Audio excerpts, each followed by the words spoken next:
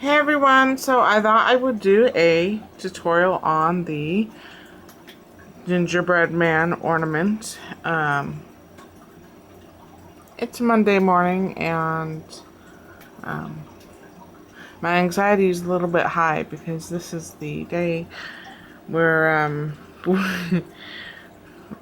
where my mother gets her special phone call as to whether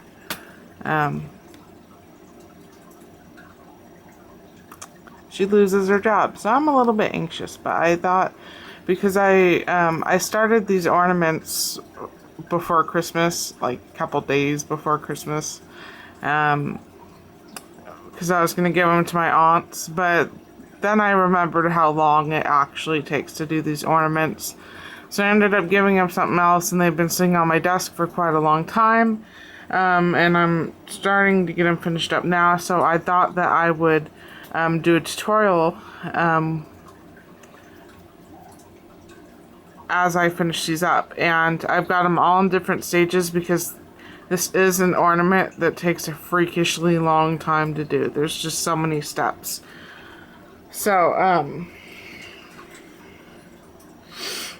I will try and say all of the supplies needed, and I'm probably going to be talking really fast just because there's a lot of steps you have to do. So the first supply you will need is a light bulb. I use burnt out light bulbs. I use a lot of energy saving light bulbs, but I also use the regular light bulbs too so that I can use them in my crafts when they burn out. So you need a regular light bulb, you need brown paint, you need pink paint. You could use a pink paint pen. You're going to need a black paint pen, a white paint pen. You're going to need a strip of fabric that's approximately 8 inches long by 5 inches tall. You're probably going to be cutting it down a little bit, but just pick a fabric you like and go with it. You're also going to need some trim for the hat. Ignore this rubber band. Glue is still drying. I like to use trims that I don't often use for these types of projects just because they work so well. You're going to need several paint brushes, a Q-tip. You're going to need a bell. These are like 1/2 inch bells. They're kind of an awkward size. So I like to use these ones because I have them and they work good for the project. See, what else are you going to need? You're going to need E6000 glue. You're going to need tacky glue. I think I said brown paint, but I don't know if I did or not. You're going to need a rubber band, and you're going to need some thin satiny ribbon. I usually actually use the red, but I didn't feel like getting it off of the spool holder, so I'm using white right now, but usually I use red because it's a Christmassy color. Oh, and you're going to need Mod Podge. I've done these in gloss, and this one was done in matte, but it still has kind of a tacky texture, so you can do either one. They both look fine. So I did make a boo-boo on this one as well as another one. I forgot to put the blush on, but I'm going to show you how to do that. Okay, so the first thing that you're going to want to do is you're going to want to get your light bulb, and you're going to be painting it brown. Now these light bulbs need several coats of paint. And I tend to use synthetic brushes for these. I don't like to use natural hair brushes because they often, see which one, because they often, Murphy, get back, shed hairs, and this isn't a project that I want to be spending tons of time on picking off hairs. This is when I actually messed up on the line, so you just go ahead, and usually I start at the base of the bulb like this and go along. And when you're first painting on these bulbs, because it's such a slick surface, you want to be really careful. Once you get that first coat of paint on there, you need to let it dry completely and not touch it, because the paint will easily just slide right off of the glass. It's so slick. So the first 3-4 coats of brown paint, the paint is very fragile, I guess you could say. You need to let it dry completely. If the paint feels kind of moist and cool to the touch, it's not dry completely. And you can obviously speed up the process with a heat gun or a hair dryer. So just make sure you get the paint on the bulb thoroughly. And you want to do as many layers as it takes to get a solid chocolate brown coat. So you want it to look like you've dipped it in chocolate. So, and once the paint starts drying on you when you're brushing it on, you want to get the coat on very quickly, because once it starts drying, if your brush drags against the partially drying paint, it's just going to strip the paint off the bulb. So, oh, and by the way, these are spools of crafting wire. This is Beadsmith craft wire. The holes on these spools are perfect for light bulbs. So even when I'm done with the wire, because I go through a lot of wire for my gem trees, I always save the tools or the spools because they make perfect holders for the light bulbs, and then I don't have to be getting my fingers all painty. Okay, so once you got the coat of paint on, just set it aside. Let it dry or heat dry it yourself, and just continue to put layers of brown paint on until you've got that nice solid chocolate brown coat. So once you're past that step, next is the face. So you're going to need your white paint pen, your black paint pen, your pink paint. I'm using Apple Barrel, I think it's Cameo Pink. You can use a pink paint pen, but the pink paint pen that I have is way too hot, pinkish color. And when it's in this stage, the paint is still very delicate on the bulb. Until you get that coat of Mod Podge on, you want to take great care not to be bumping it around and knocking it down. Okay, so get your white paint pen, hold your bulb like this, and basically I'm going to be doing this looking off camera, so I'm sorry if I go off a little bit. You want to make just kind of like a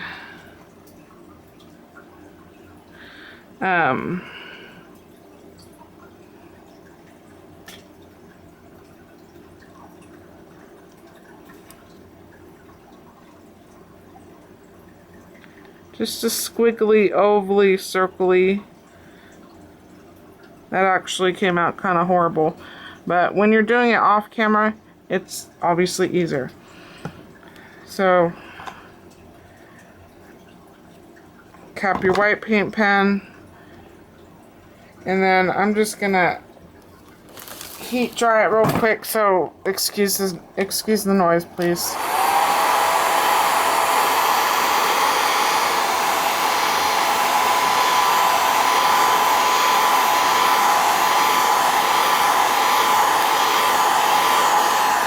Sometimes with the cheapy paint pens, you have to go over the white line twice.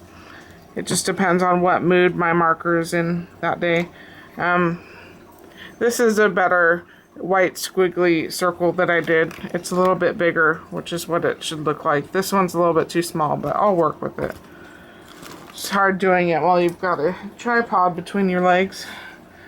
So the next thing you want to do is get your black paint pen. And you're going to do the eyes first. And they're kind of like tall ovals.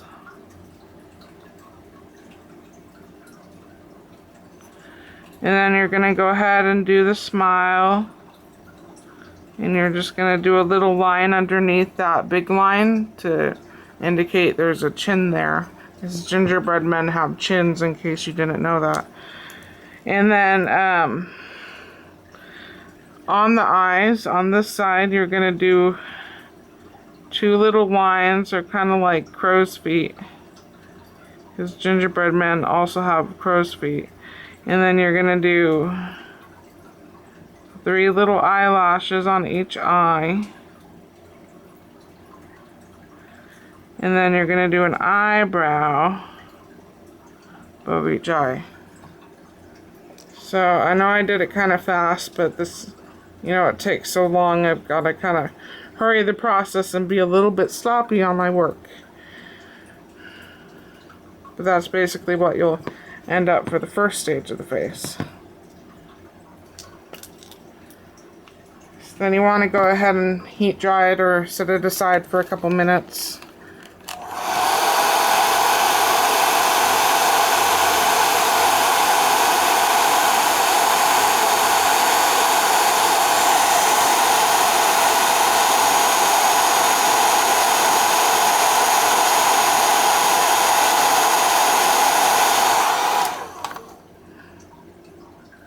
Okay, so next you want to grab your white paint pen again.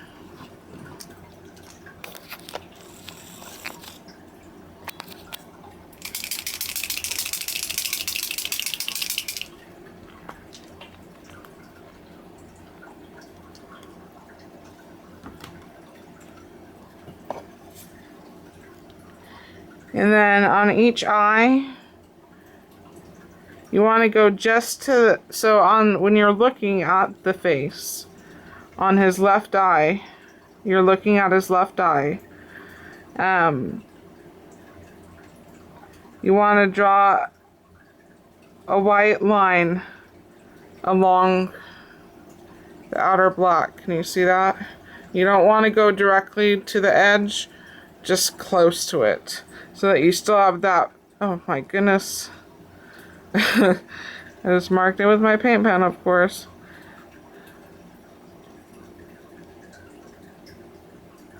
Oh. Okay, I'm gonna have to come back and fix this face because I just scratched paint off it. Ignore this giant boo-boo I just created. So once you draw the white, like, you know, line, curved line, you should have that black line still showing.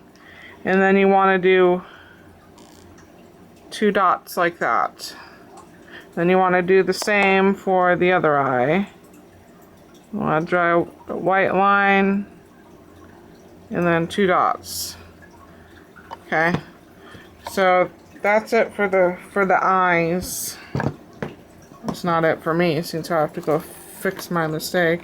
Just gonna heat set it real quick.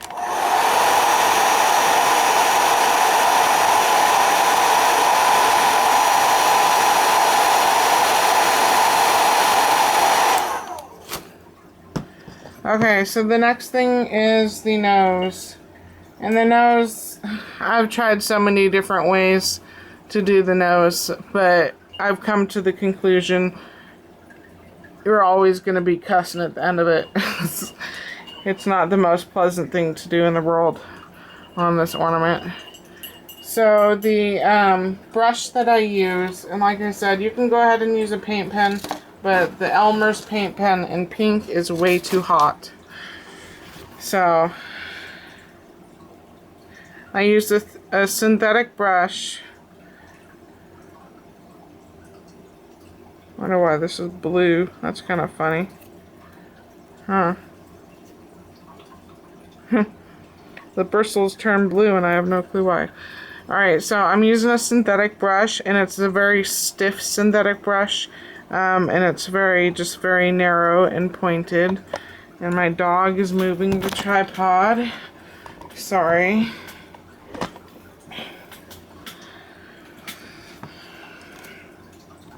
So I'm gonna grab my paint here. And just gonna get a little bit on my brush like that. Amber, stop scratching. Amber, stop. You're moving the tripod.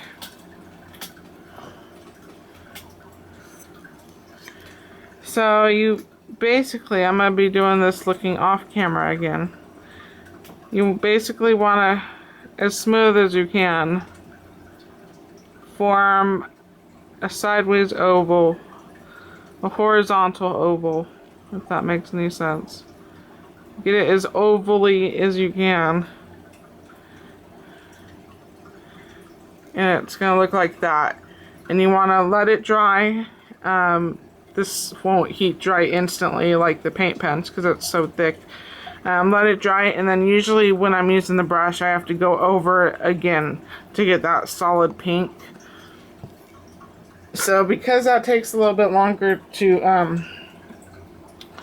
dry, I'm just going to tell you what you do after you do the second coat of pink if you're using a brush and paint.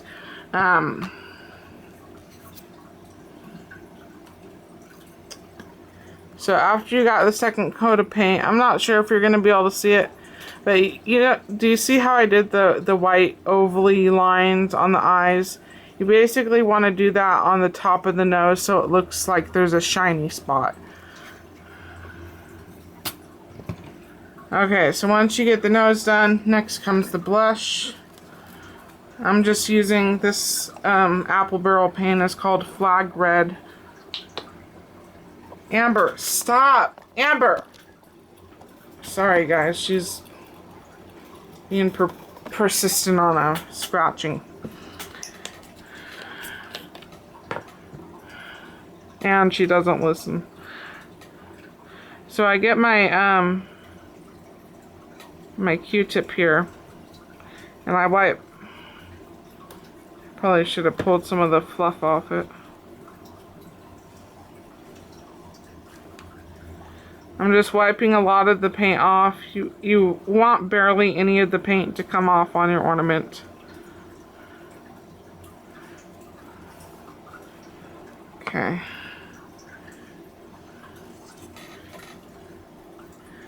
And then you want to take it and just very lightly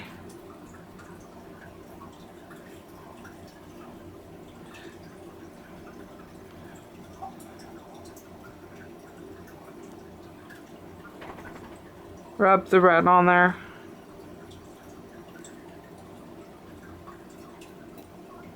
So you can see it starting to come up there. And get some more paint.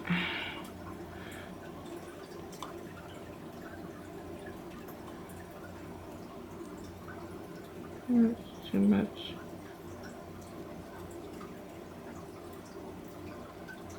Oh, I guess I smeared the pink on the nose too. Obviously it looks a lot better when I'm not rushing, you know. But I'm rushing just because there's so many steps on this ornament.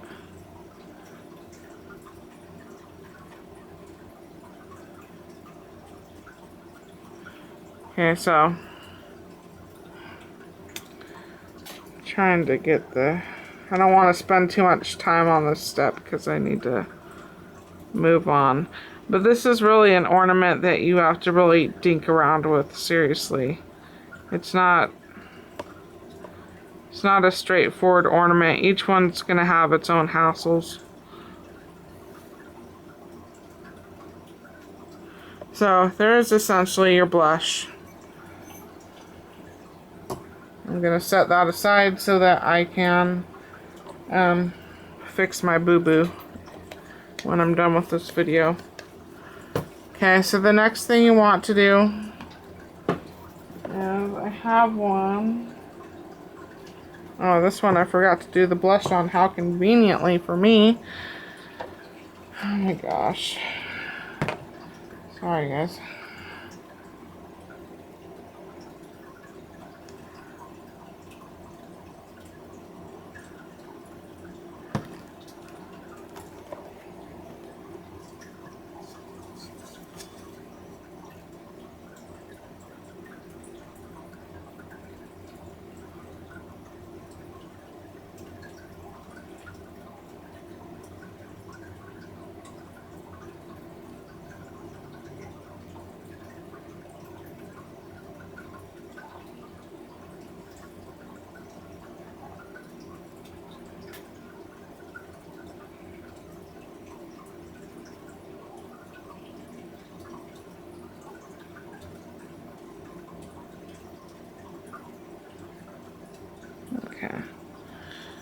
good enough for him.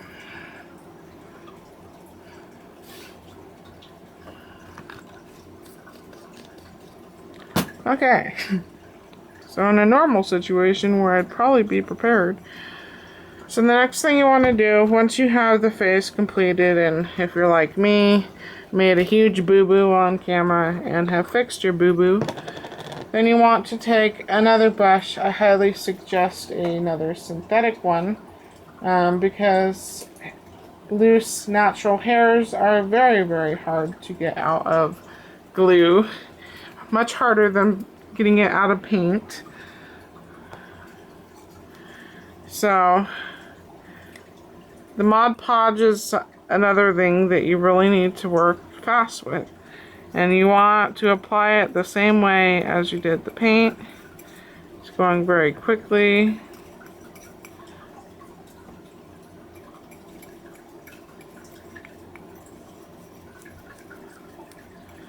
You want to try and obviously get it as even as possible, but you don't want to take too much time, otherwise you're going to have parts drying on you. And when you go over those parts with a wet brush, then it looks really horrible. So work quickly so that you can get it all pretty much drying at the same time.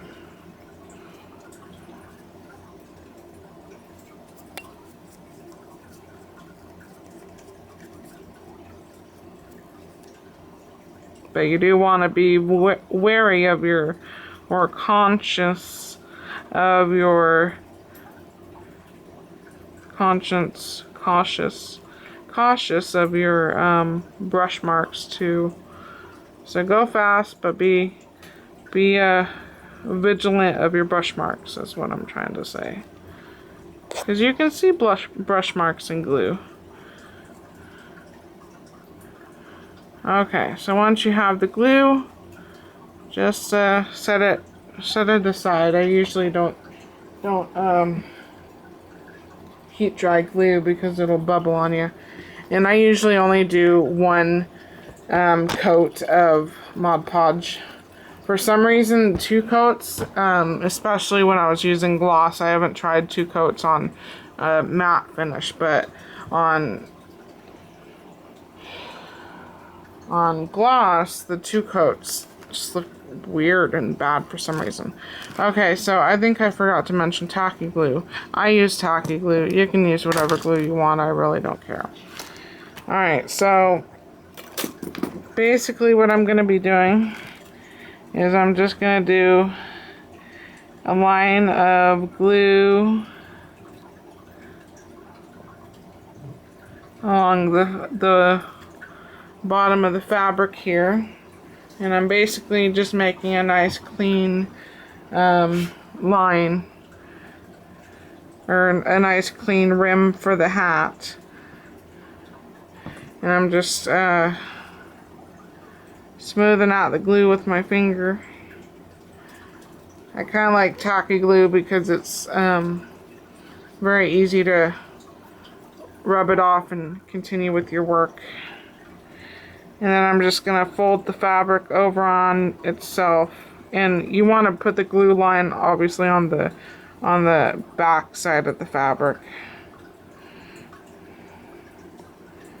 And tacky glue will get tacky enough for you to work with it very quickly. So I can work with it already.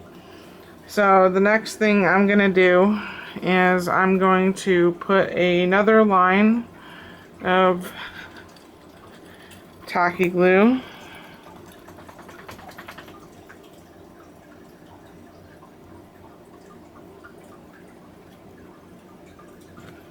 So this is where things get tricky and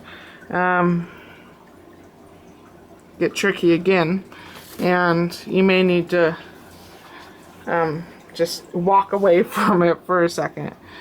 So once you have your glazed ornament all dry, Mod Podge doesn't usually take too long, then you want to take it. Let's see if I can't roll it up a little bit for you guys. Sorry, my Sharpie is moving again. Alright, so you want to take it and about a third of the way down. You just want to lay it right above the frosting line there. You know, the squiggly line that you're drawing. And, oh, I did that a little bit too far down. It's okay. And because this is a round shape, it's very hard to do this. So if you're seeing what I'm doing, I'm just pulling the fabric around the light bulb.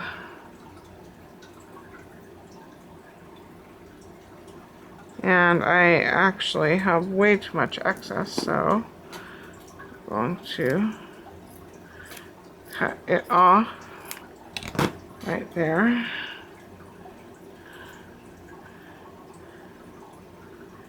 Okay, and just hold it for a second.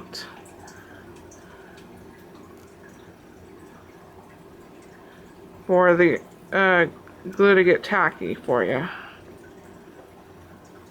I'm not sure how hot glue would work on this, to be honest. I've just always used tacky, and it'll give you some time to adjust because this is really a project you want to be able to adjust on, because it isn't just, you know, precise. It's something you have to deal with. Okay, so then I kind of fold the fabric down. I get my lace here, and you can glue this on, but I've kind of got my own special way because I'm paranoid of things not being secure. And I tie the ribbon around the base of the bulb. You know, the part that you screw in the bulb to the socket normally.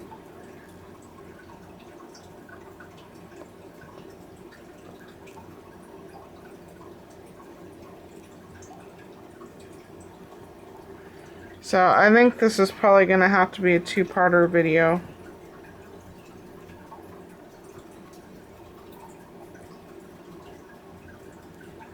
Because I'm running out of time. So, I think I'm going to stop here. Turn off the camera, start loading it onto the computer, charge the camera, and then I'll go ahead with part 2 of the gingerbread ornament. Because I don't want to rush it and you guys not know how to do it. So, stay tuned for part 2. Thanks.